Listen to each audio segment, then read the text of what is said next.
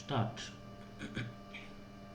I take your leave, sir, and the indulgence of the House to refer to certain incidents which took place in this House as well as the other House in the course of the last week, and which somewhat disturbed the normal serenity of the work of Parliament. Unfortunately, I was not here then, but since my return, I have endeavored to acquaint myself fully with what happened in both the houses of Parliament.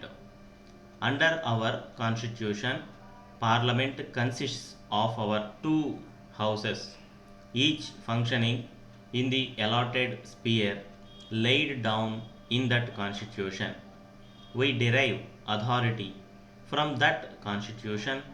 Sometimes we refer back to the practice and conventions prevailing in the Houses of Parliament of the United Kingdom, and even refer erroneously to an upper house and a lower house.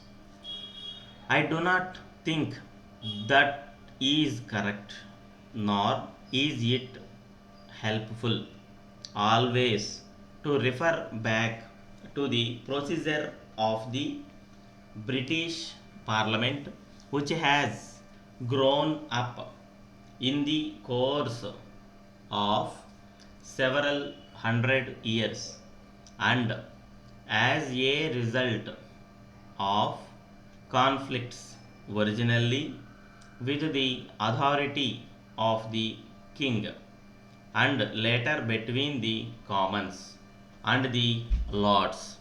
We have no such history behind us, though in making our constitution we have profited by the experience of others.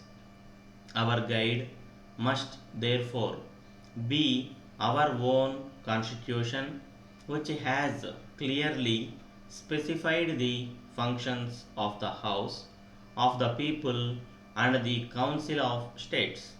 To call either of these house an upper house or a lower house is not correct.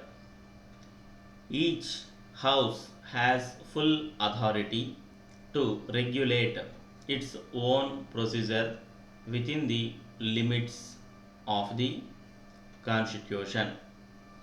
Neither house by itself constitutes parliament.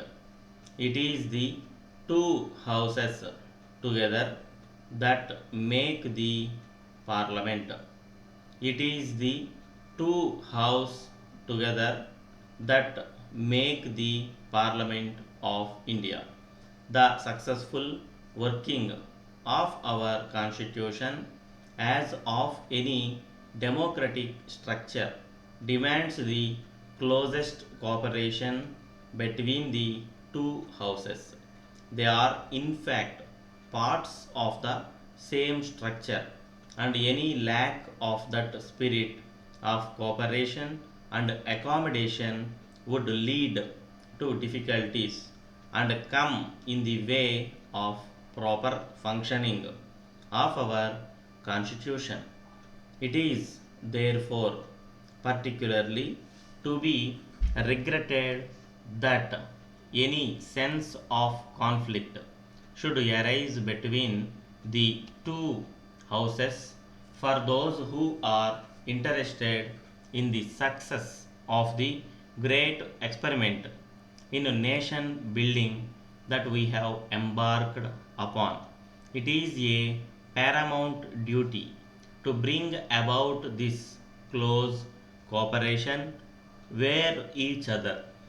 There can be no constitutional differences between the two houses, as the final authority is the constitution.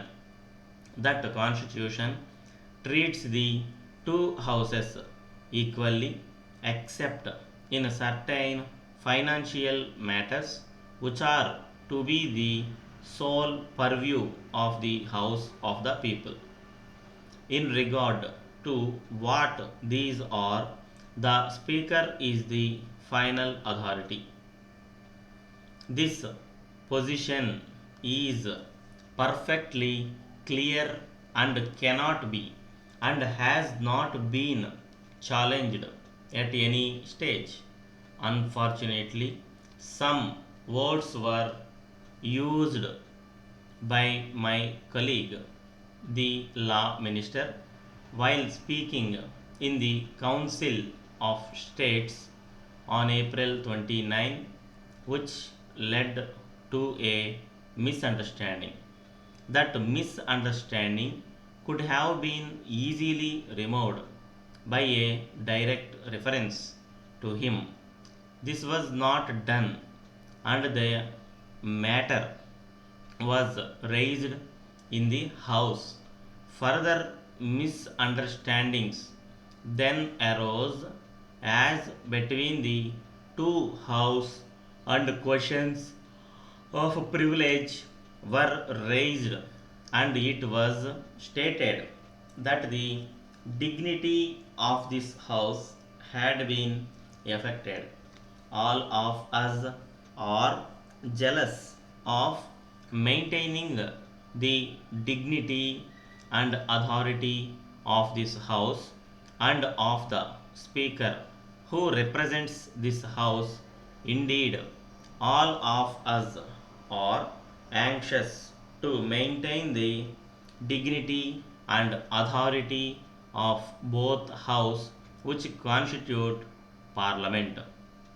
My colleague, the law minister, is as anxious as any of us to maintain that dignity and authority, and it has been a matter of the greatest regret to him that any words of his should have led people to believe otherwise, and further led to certain occurrences in both house which disturbed for a while the cooperative and friendly atmosphere which must of necessity prevail in both houses of parliament. Owing to some of these occurrences, he was placed in an embarrassing position where to carry out the directions of one house might appear as if he had ignored the directions of the other. In this dilemma, he might have produced an impression of not having shown the usual consideration, which is the duty of every member. But that was far from his intention, and he regrets it and trusts that the House will accept his apology for any mistake which he might have inadvertently committed. So far as the facts are concerned, they are clear. Although, unfortunately, my colleague, the law minister, was not aware of all of them at the time the first reference was made to this matter in the Council of States. It is clear and beyond possibility of dispute that the Speaker's authority is final in declaring that a bill is a money bill. When the Speaker gives his certificate to this effect, this cannot be challenged.